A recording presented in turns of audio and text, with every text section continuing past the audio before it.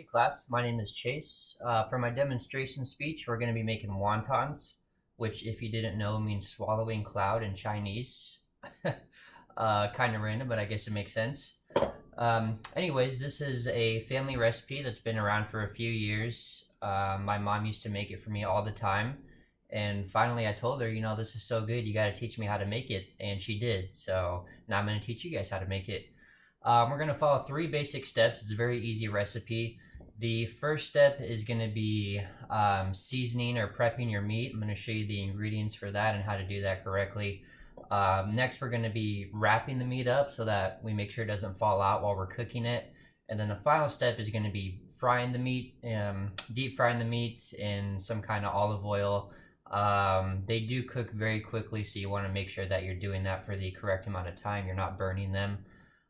Yeah, so let's jump right into it. I'm going to put the camera down a little bit so you can see my ingredients here. We got ground Italian sausage. You can use regular sausage or lean sausage. For this one, we're going to do regular sausage because that's all they had at the store. We have garlic salt, which I'm going to season it with, and then green onions. So not that much seasoning. It's pretty simple. You could modify this to your liking if you want to do some more research on other wonton recipes you can make, but this is what I'm going to do for today. Okay. All right, so we have all our ingredients mixed in this bowl right here.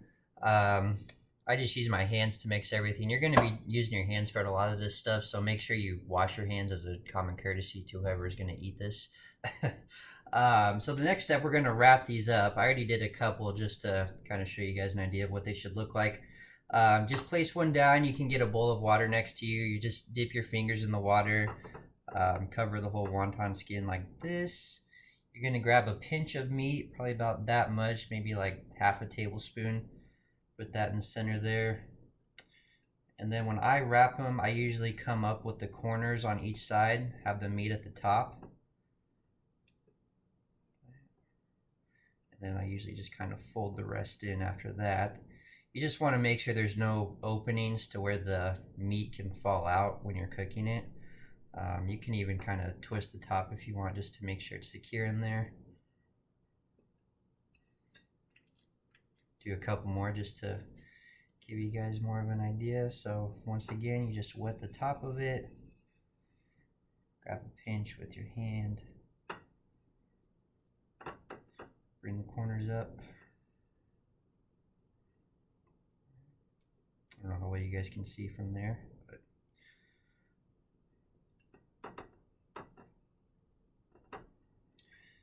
and so on and so forth. So that'll be the next step as far as wrapping goes. You can usually buy wonton wraps from any local grocery store. They usually come in a pack of 50. So I say 2 packs of meat for 2 packs of wonton wraps. I'm only going to use 1 pack of wonton wraps today just to show you guys how to make them. But yeah, 2 packs of meat. So you generally want 2 packs of wonton wraps if you're going to try to make all of this.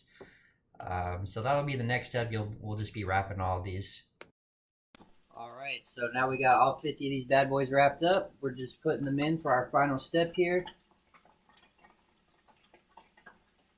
And as I said, these cook very quickly, so probably leave them in here for about a minute or 2 and then see where we're at after that.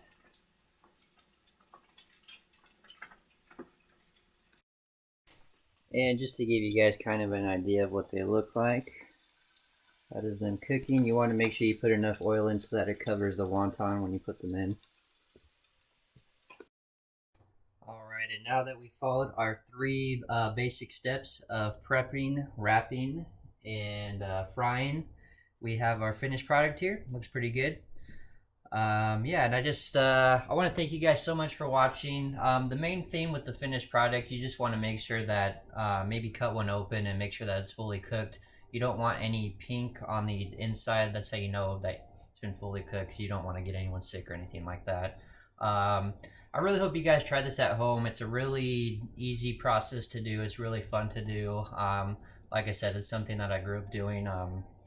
And yeah, I hope you guys enjoyed the video. If you guys have any questions, feel free to message me directly about this. And yeah, once again, thank you so much for watching. You guys have a good one.